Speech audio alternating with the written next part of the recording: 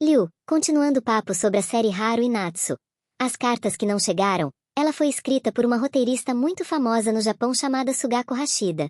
Foi ela quem escreveu também outra série de muito sucesso chamada Oshin. Oshin. A minha avó sempre falava dessa novela. Sim, é uma das obras mais conhecidas da Sugako Hashida.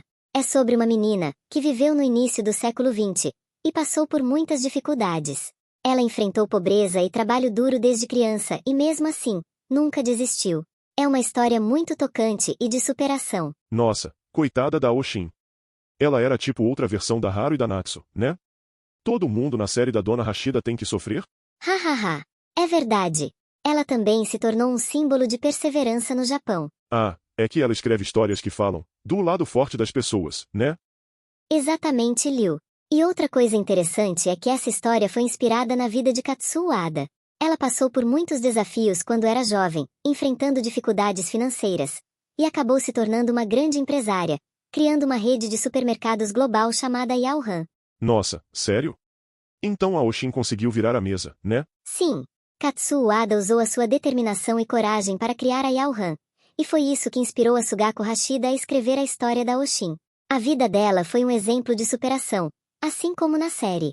E o sucesso da Yaohan foi enorme, tanto que eles expandiram para o exterior, inclusive com filiais no Brasil. Caramba! Eu nunca ouvi falar de Yaohan no Brasil. Claro! Eles iniciaram a operação no Brasil em 1971 e encerraram menos de 10 anos depois. De qualquer forma, a passagem da Yaohan pelo Brasil foi igualmente marcante.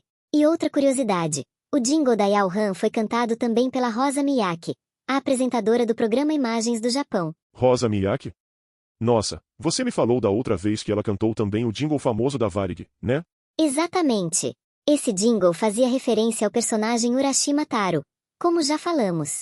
Isso mostra como a Rosa Miyake era querida pela comunidade nipo-brasileira e tida como referência.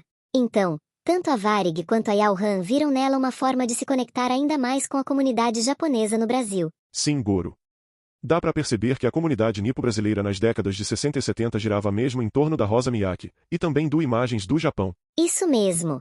Mas as coisas começaram a mudar na década de 80 com o surgimento de uma nova tendência: o aparelho doméstico de videocassete.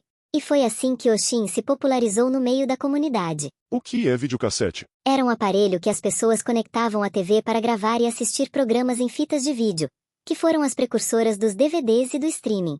Então, a comunidade japonesa começou a trazer fitas de vídeo gravadas do Japão que eram repassados de família em família.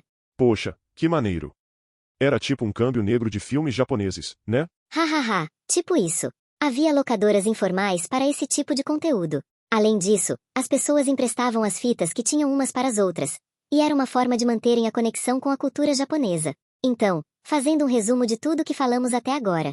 A história da imigração japonesa ao Brasil, que começou em 1908 junto com a formação da comunidade nipo-brasileira.